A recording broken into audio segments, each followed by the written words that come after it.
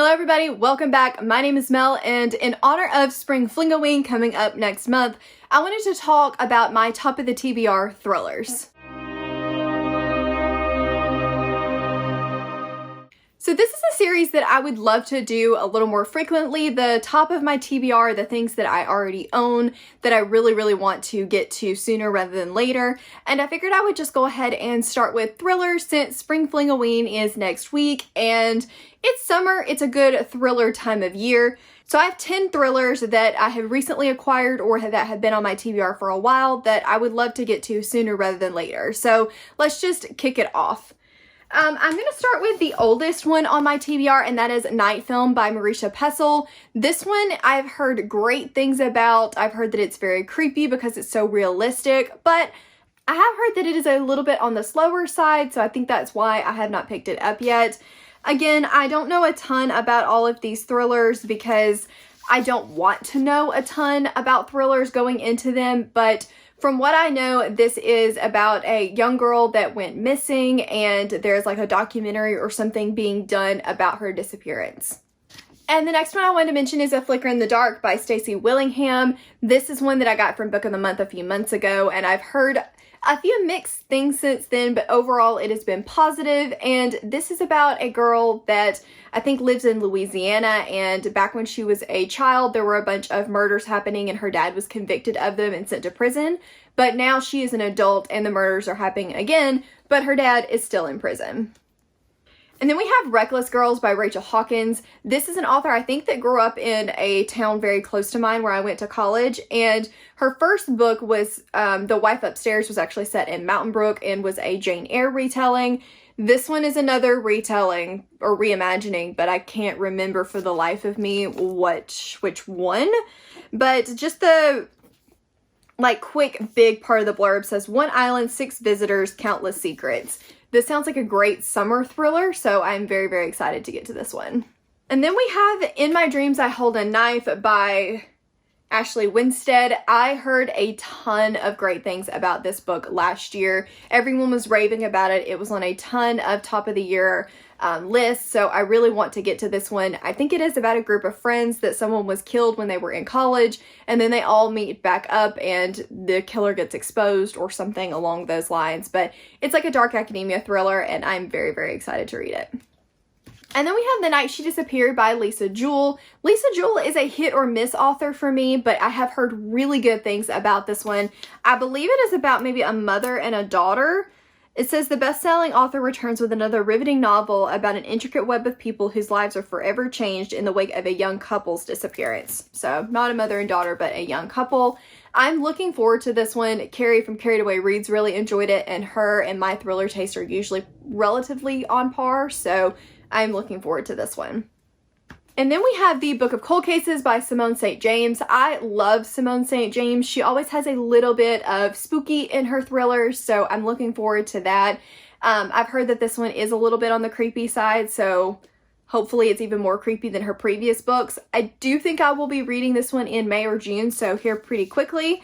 It just says, some crimes come back to haunt you. A true crime blogger gets more than she bargained for while interviewing the woman acquitted of 2 cold case slayings in this chilling new novel. It sounds great. I'm very excited to read it.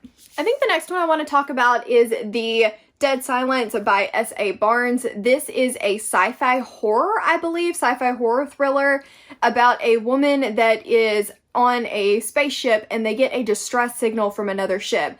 And when they go to investigate it, they find that one of the ships that went missing like 20 or 30 years ago has now been found, and it is a ghost ship full of horrors. The front just says, a ghost ship, a salvage crew, unspeakable horrors.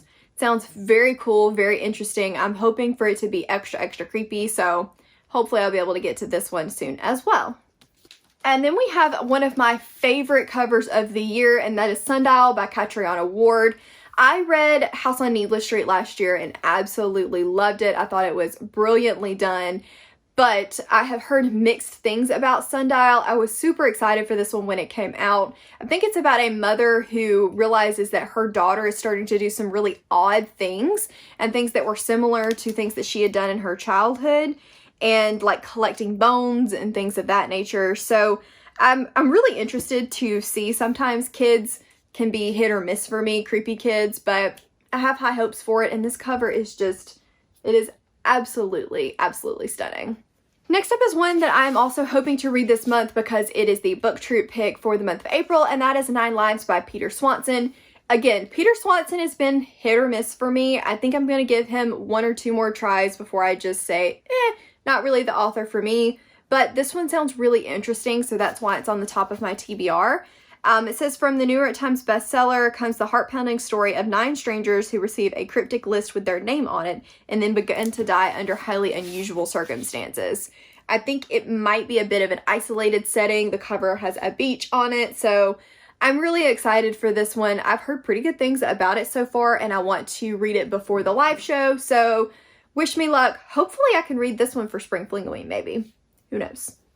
And the last one that I want to talk about is The Resting Place by Camilla Sten. This one is by an author that I absolutely loved last year, The Lost Village. It's a very creepy, atmospheric read. I wouldn't say that it's like high action, but it is very, very creepy, and I really needed that at the time that I read it. It was the perfect book for me, so I'm hoping this one delivers on the creep factor as well. It is a spine-chilling psychological suspense novel, and it's about face blindness, and I think a family that has to go stay in this haunted home. I am really looking forward to this one. I have such high hopes for this one and Sundial, considering I loved the author's previous works from last year, so fingers crossed that they live up to the hype that I have built up in my head, and I love them. Okay, so that was actually a pretty quick video, but those are the top 10 books on my thriller TBR currently. Let me know down in the comments if you have read any of these and which ones that you think I should prioritize. I'm hoping to be able to do this video for other genres like fantasy and young adult, middle grade, things like that. Those will probably be a little bit longer because I just don't like to know a lot about the synopses of my thrillers, just in case I were to spoil something for myself or for you guys, considering the blurbs tend to give away a lot more than I want when I'm reading a mystery. So I hope you guys enjoyed this video. Let me know down in the comments what I should pick up next. If you did, please give it a thumbs up and subscribe if you want to, and I will see you guys in the next one. Bye!